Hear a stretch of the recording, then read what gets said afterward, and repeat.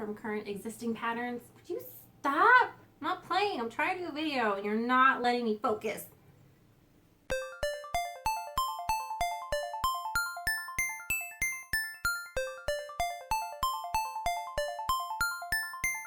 All right, so we're ready for our second part, and it is drafting supplies. These are the most important supplies you'll need, and they're pencils. I particularly like to use the 7mm lead if I'm using a mechanical pencil, and that's because I hate 5mm because they break all the time.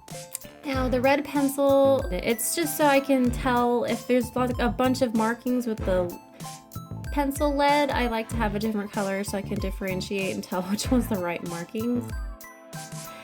Now you're gonna definitely need one of these, a giant pink eraser, because you're gonna mess up a lot. Sharpener, very essential. Hello Kitty is even better. You also want to have a good set of markers and different colors. And the reason for this is because you need to differentiate between, what fabrics are what on your pattern pieces. And red is always going to signify your interfacing fabrics. Your next color is going to be black, and this is going to signify like your common fabrics. This is like what your majority of your fabric is going to be, your main fabric. Blue is going to be the color of your lining. And green is going to be the color of any kind of contrast fabrics that you use in your piece. So like black would be your main fabric, and then green would be your contrasting fabric. And so with these other colors, these are just for added pieces. Like if you have something with if you have like a dress or something that's got like 3 different kinds of fabric in it, then you would want to use your other colors to label them. This is an ice pick. It looks funky, but it's really good for marking buttonholes, markings for like a pocket or something like that, or an applique, anything like that. And these are pattern notchers. It's got a little, I almost want to say like a hole puncher on that side, and that's so you can mark your notches on your fabric instead of making like those weird trapezoid shapes that are on patterns. You would use this. And you'll also want a pattern tracer. It looks like a weird medieval contraption, but it's actually really good for tracing patterns. Now, this tape is going to be your best friend, because when you muck something up, you'll want to use this to either, add a piece to your fabric or add a seam, anything like that. You don't have to cut out a whole new piece, you just use this. It's basically like a paper almost. And your next best friend is a clear ruler. This is a pattern ruler, or Quilters Ruler, I believe it's called. And it comes in blue or red is what I know it to come in. And it's see-through, and it's got all these markings for like an inch, 1/4 of an inch, 1/8 of an inch.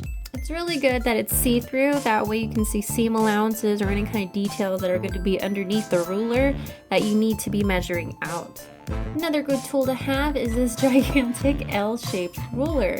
And this is really, really useful because you don't want to use that clear ruler to do any kind of like straight edge marks or right angles or anything like that, because you'll never get a straight line. And with this, you'll always get a straight line every single time. That's mainly what this is used for, and sometimes you need it to be large because sometimes you'll be dealing with large pattern pieces and you need the extra size so that you can get a straight line.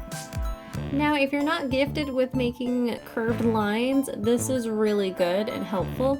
This is to help you make either like a hip line or a shoulder, an armhole, anything like that. So if you suck at making curves, this is the tool you need to help you. I don't particularly use this too much because I can just kind of wing my curves. But if you're not good at it, this is a really good tool. And of course, your pattern paper. I like to use this brown packaging paper. You can find it like in the mailing section.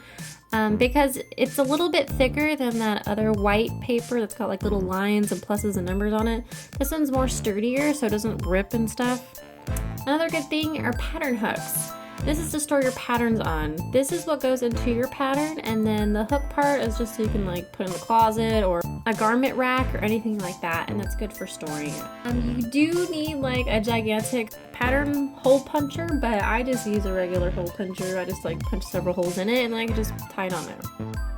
Of course, this is optional, but I have to have my tablet when I'm working, and this is so I can either watch something, or I can listen to Audible, or I can refresh myself on like sewing tutorials on here, and it's like a big screen. I don't have to go into the computer.